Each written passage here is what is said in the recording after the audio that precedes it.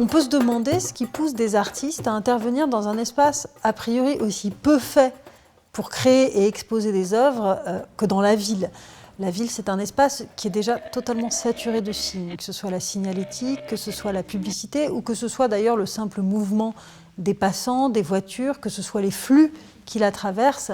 C'est un espace où l'œuvre ne peut pas exister de manière autonome et où elle est extrêmement contrainte. Elle ne peut pas être conservée et elle n'est pas dans des conditions d'exposition idéales, loin s'en faut.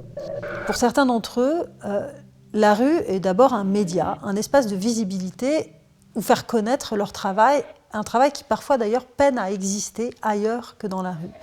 C'est donc un tremplin possible vers les musées, vers les galeries et vers une possible carrière d'artiste. Pour d'autres, il s'agit de faire de la rue et faire de ce contexte particulier une situation qui va parler aussi bien de la ville que de l'œuvre elle-même, les deux se répondant en écho et se commentant l'une l'autre. Beaucoup d'artistes choisissent d'intervenir dans l'espace urbain parce que ça leur permet de parler de l'espace urbain et ça leur permet de parler de la manière dont la ville est fabriquée et dont la ville est régie. À une ville définie, dessinée, transformée, encadrée par les professionnels de l'urbain, eux opposent d'une certaine manière une ville à hauteur d'homme où chaque habitant, chaque riverain pourrait offrir un droit de réponse à son environnement et pourrait participer pleinement à son élaboration.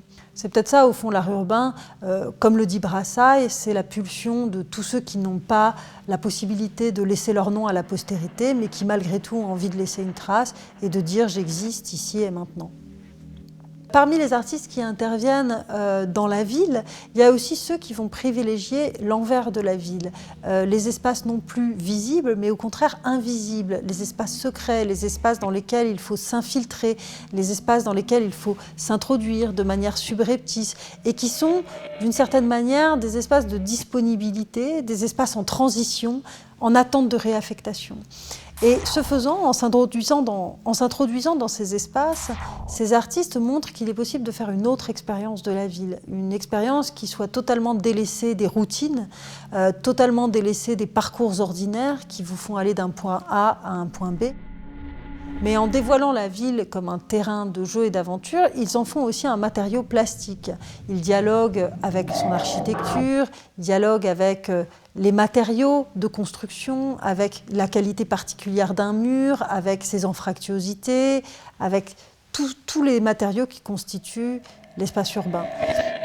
Ce qui sans doute caractérise beaucoup d'artistes qui au départ choisissent d'intervenir de manière totalement spontanée dans la rue, c'est-à-dire hors commande, c'est sans doute la volonté d'offrir un droit de réponse à la manière dont se fabrique la ville et à la manière dont elle s'administre. De plus en plus d'élus, de plus en plus d'urbanistes, de plus en plus d'aménageurs, de bailleurs, de promoteurs vont solliciter les artistes urbains pour les faire participer à l'élaboration d'un projet urbain, d'une infrastructure, à la transformation d'un immeuble, à la transformation d'un quartier, etc.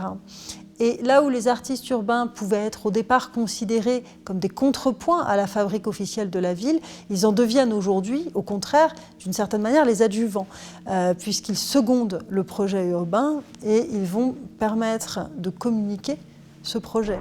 Les raisons pour lesquelles ces acteurs de la fabrique urbaine vont solliciter des artistes dans le cadre de projets urbains sont évidemment diverses et vont du marketing territorial à la volonté aussi parfois de canaliser et d'encadrer des expressions sauvages, et notamment le graffiti. C'est-à-dire qu'on peut solliciter des artistes issus de la culture graffiti pour empêcher au graffiti de dégrader un espace. Et c'est là où le renversement est assez intéressant, dans la mesure où le graffiti, au fond, peut servir à éradiquer les graffitis.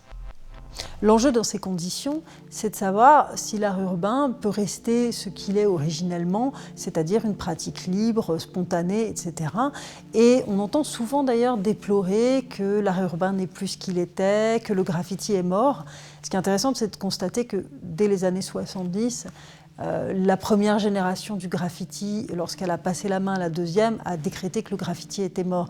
Et donc se rejoue en permanence dans ce mouvement qui est en perpétuelle évolution et qui est un mouvement au sens propre du terme, c'est-à-dire une dynamique, se rejoue sans cesse la mort et la renaissance, parce qu'une nouvelle génération va mettre en œuvre de nouvelles techniques, de nouvelles pratiques et dynamiter complètement tous les codes qui semblaient les mieux établis.